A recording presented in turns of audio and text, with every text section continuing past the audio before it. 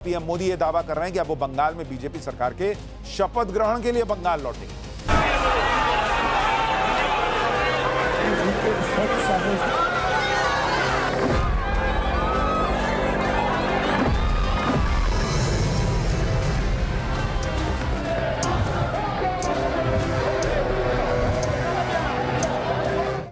प्रचार के आखिरी दिन पीएम मोदी मंदिर गए, बंगाल में रैली की। पीएम आखिरी टाइम तक वहां डटे रहे और अमित शाह पहले से ही बंगाल में बैठे हुए। अमित शाह ने भी आज रोड शो किया, गंगा सागर में पूजा अर्चना की। दूसरी तरफ ममता बनर्जी, अभिषेक बनर्जी, इन्होंने भी कोई कमी नहीं छोड़ी है, पूरी ताकत लगा रहे हैं। ममता बनर्जी का साथ देने के लिए अरविंद केजरीवाल बंगाल जाकर प्रचार कर रहे हैं। प्रचार के आखिरी वक्त तक आज अपनी सीट भवानीपुर में रहकर ममता बनर्जी ने पदयात्रा की, बाइक पर रैली की। जिस स्टाइल में पीएम मोदी ने जनता के बीच जाकर झालमुड़ी खाई थी, कुछ उसी स्टाइल में ममता बनर्जी आम पब्लिक की तरह सब्जी खरीदने निकल गई। मतलब सब अपने अपने हिसाब से पब्लिक से कनेक्ट कर रहे हैं। ममता बनर्जी ये सब तब कर रही हैं जब आखिरी चरण में पूरा टीएमसी का ही दबदबा है, बीजेपी दूर दूर तक नहीं थी पिछली बार। फिर भी ममता बनर्जी इस तरह से पूरी ताकत लगा रही हैं, इसी से माना जा रहा है कि इस बार लड़ाई जबरदस्त है। प्रचार से पहले ममता बनर्जी ईवीएम कैप्चर का भी डर दिखाने लग गई। बीजेपी पर पैसे बांटने, सेंट्रल फोर्स की मिलीभगत जैसे आरोप लगा रही। दूसरी तरफ पीएम मोदी यह दावा कर रहे हैं कि अब वो बंगाल में बीजेपी सरकार के शपथ ग्रहण के लिए बंगाल लौटेंगे। यानी दोनों तरफ से फुल दावे हैं। प्रचार के आखिरी दिन तक पीएम मोदी जीत का भरोसा दे रहे हैं। ममता की बेचैनी कहां दिख रही है? ग्राउंड रिपोर्ट में कार्यकर्ता जो है वो क्या कह रहे हैं? वोटिंग से पहले तगड़ा बवाल कहां हो गया? कहां बम मिल रहा है, कहां जबानी बम चल रहे हैं? कहीं बीजेपी टीएमसी के कार्यकर्ता भिड़ जा रहे हैं, ईंट पत्थर चल जा रहा है। यानी फाइनल राउंड की फाइनल वोटिंग से पहले बंगाल में 142 सीटों का समीकरण क्या कह रहा है और कैसे बंगाल में तूफान आ रखा है, आज आपको इसके बारे में एक एक चीज दिखाऊंगा, लेकिन पहले एक झलक देखिए।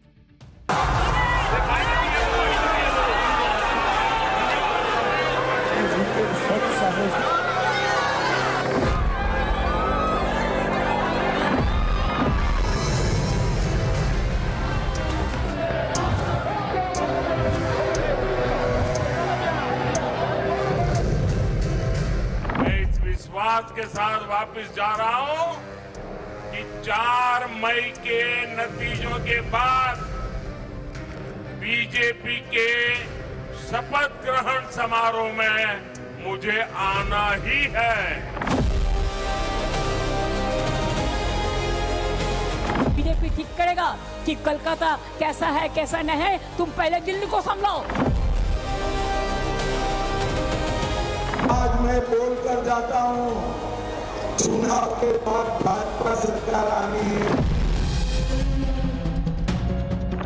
इस बार जो मोदी जी चले जाएंगे, अमित शाह जी चले जाएंगे, फिर और वापस बंगाल में नहीं आएंगे। 4 मई को जब परिणाम आएगा, टीएमसी के गुंडे कहीं न कहीं आपकी सड़कों पर पंचर बनाते हुए दिखाई देंगे, क्योंकि वो जानते हैं कि असली लड़ाई तृणमूल से नहीं है, असली लड़ाई कांग्रेस पार्टी से है, खारगे जी से है, राहुल गांधी से है, प्रियंका गांधी से, कांग्रेस पार्टी के नेताओं से।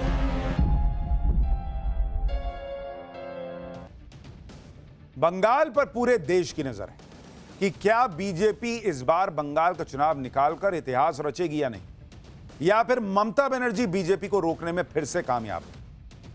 चुनौती ममता बनर्जी और बीजेपी दोनों के लिए बड़ी। ममता बनर्जी के लिए चुनौती इस मामले में कि वो 15 साल से सत्ता में है, एंटी इनकम्बेंसी की लहर हो सकती है। बीजेपी ने पिछली बार के चुनाव में ममता के पसीने छुड़ा दिए थे, सीधा 3 सीट से 77 पे चली गई थी। और इस बार तो बीजेपी कहीं ज्यादा आक्रामक है।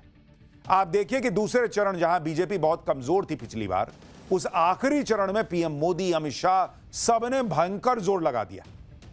अमित शाह तो कई दिनों से बंगाल में डेरा डाले बैठे हैं। पीएम मोदी भी प्रचार के आखिरी दिन तक बंगाल में डटे रहे। उन्होंने आज बंगाल के बैरकपुर में रैली की। वोटिंग से पहले बंगाली भाषा में बंगाल की जनता के लिए ऑडियो मैसेज जारी किया, ओपन लेटर लिखा। पीएम मोदी ने आज जीत का कॉन्फिडेंस दिखाते हुए यह तक कह दिया कि अब वो बीजेपी सरकार के शपथ ग्रहण में शामिल होने सीधा बंगाल लौटेंगे। सुनिए एक बार। इस चुनाव में वैसे ये मेरी आखिरी सभा है और बंगाल में जहां जहां गया हूं, बंगाल के लोगों का जो मैंने मिजाज देखा है, मैं इस विश्वास के साथ वापस जा रहा हूं कि 4 मई के नतीजों के बाद बीजेपी के शपथ ग्रहण समारोह में मुझे आना ही है। और इसलिए मेरा उत्साह और बढ़ जाता है। यानी प्रधानमंत्री फुल कॉन्फिडेंट हैं कि बीजेपी की सरकार बन रही है, शपथ ग्रहण के लिए वो आएंगे। लेकिन इधर पीएम मोदी बंगाल की जनता के नाम लेटर लिख रहे हैं, ऑडियो संदेश जारी कर रहे हैं। उधर ममता बनर्जी सब्जी मंडी में सब्जियां खरीद रही हैं। ये देखिए आप, ममता बनर्जी का एक वीडियो वायरल हो रहा है। कल वो आम आदमी की तरह सब्जी खरीदती नजर आ रही थी। कल रात को ममता बनर्जी अचानक कोलकाता के मार्केट में पहुंच गई, सब्जियां खरीदने लगी। इस दौरान उन्होंने दुकानदार के साथ वहां मौजूद लोगों से भी बातचीत की। ममता बनर्जी के सब्जी खरीदने को पीएम मोदी के झालमुड़ी का जवाब माना जा रहा है। 19 अप्रैल को पीएम मोदी ने भी प्रचार के दौरान एक दुकानदार से झालमुड़ी खरीदी थी। पीएम मोदी का यह वीडियो बड़ा वायरल हुआ था। लोगों ने बड़े इसके एक्सरे किया कि अरे पहले से तय था, नहीं था, बोतल में कितनी झालमुड़ी पहले से भरी थी, क्या था, सब एक्सरे हो गया। अब ममता बनर्जी सब्जी खरीदने गई लोगों से कनेक्ट करने के लिए, तब कोई नहीं कह रहा कि ये क्यों चली गई, ये सेटिंग है, पहले से तय है, टमाटर इतना लाल कैसे दिख रहा है, सब्जी इतनी हरी कैसे दिख रही है। तो ये ममता बनर्जी भी लोगों के बीच जाकर अपना कनेक्ट बढ़ा रही हैं। दूसरे चरण में ममता बनर्जी की भवानीपुर सीट पर भी चुनाव है। उनके सामने बीजेपी के हेवीवेट शुवेंदु अधिकारी है। शुवेंदु अधिकारी ने ही पिछले चुनाव में नंदीग्राम में ममता बनर्जी को हराया था। इसलिए ममता बनर्जी अपनी सीट पर भी कोई कसर नहीं छोड़ रही। आज ममता बनर्जी ने भवानीपुर समेत 4 सीटों पर पदयात्रा की। यह ममता बनर्जी के प्रचार का सबसे पुख्ता स्टाइल है। हालांकि शायद प्रचार का वक्त खत्म हो रहा था, इसलिए सीएम ममता ने पदयात्रा के बाद स्कूटी की सवारी करके अपना प्रचार शुरू कर दिया। ये देखिए, पहले पैदल पैदल चली, फिर स्कूटी पे पीछे बैठ गई। ममता बनर्जी के प्रचार पर हमारी सहयोगी पूजा मेहता की एक रिपोर्ट देखिए, फिर आपको बताता हूं कि भवानीपुर में चल क्या रहा है। जो है आज एक लंबी पदयात्रा के बाद जो है यहाँ आप देख सकते हैं, यहाँ बाइक से जो है आगे की जो है सफर वो तय कर रही है। तस्वीरों में साफ दिख रहा है किस तरह से तमाम नेता जो है उन्हीं के साथ बाइक में जा रहे हैं। जो स्कूटी चला रहे हैं वो भी तृणमूल कांग्रेस के पार्षद है भवानीपुर असेंबली कॉन्स्टिट्यूएंसी से। और यहाँ से ये जो ढाकुरिया इलाका है, यहाँ से चीफ मिनिस्टर और तृणमूल कांग्रेस सुप्रीमो ममता बनर्जी बाइक पर सवार होकर आगे का सफर। दूसरे चरण की सबसे हॉट सीट भवानीपुर है। भवानीपुर में क्या माहौल है, भवानीपुर की जनता क्या कह रही है, वो भी आपको सुनाता हूं।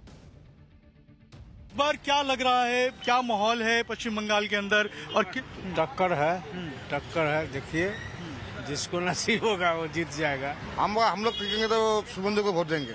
लेकिन ममता बनर्जी दीदी ने जो कहा है वो मतलब करके दिखाया है। ठीक है, भरोसा है अभी? भरोसा है अभी भी। इस बार वोटिंग तो हम दीदी के लिए ही करेंगे, क्योंकि दीदी का माहौल अच्छा है। अभी सेंट्रल बीजेपी का माहौल अच्छा नहीं है। और देखिए दादा, हम तो अभी बहुत अच्छे हैं। सेंट्रल में बीजेपी है, यहाँ पे टीएमसी है, हम अच्छे हैं। तो इंडिविजुअल अच्छा रहेगा तो देश अच्छा रहेगा। यानी भवानीपुर में मोटे तौर पर लोग ममता बनर्जी के लिए वोट देने की बात कर रहे हैं। भवानीपुर की जनता का झुकाव ममता बनर्जी की तरफ दिख रहा है, लेकिन ममता बनर्जी बेचैन दिख रही हैं। ये बेचैनी उनके बयानों में झलक रही है। ममता बनर्जी एसआईआर में नाम कटने को लेकर परेशान है। इस बात से परेशान है कि 2 लाख सेंट्रल फोर्सेस को बंगाल में क्यों लगा रखा है। ममता बनर्जी अभी से ईवीएम कैप्चरिंग, काउंटिंग में गड़बड़ी, सबका माहौल बना दे रही। सुनिए वो क्या क्या कह रही। बीजेपी ठीक करेगा कि कोलकाता कैसा है कैसा नहीं है। तुम पहले दिल्ली को संभलाओ, पहलगांव को संभलाओ। उधर में क्यों, पहलगांव में जब पाकिस्तान अटैक किया, तुम क्यों साझुआ गाड़ी नहीं भेजा? एक भी पुलिस नहीं था। और इधर में 2 लाख पुलिस भेज दिया। पुलिस क्या करते हैं, और सेंट्रल फोर्स जाके, मैंने कल 2 घटना सुना कि कंबल लगा के क्रिमिनल लेके जाता है जिसमें वोट हो गया है ईवीएम मशीन कैप्चर करने के लिए।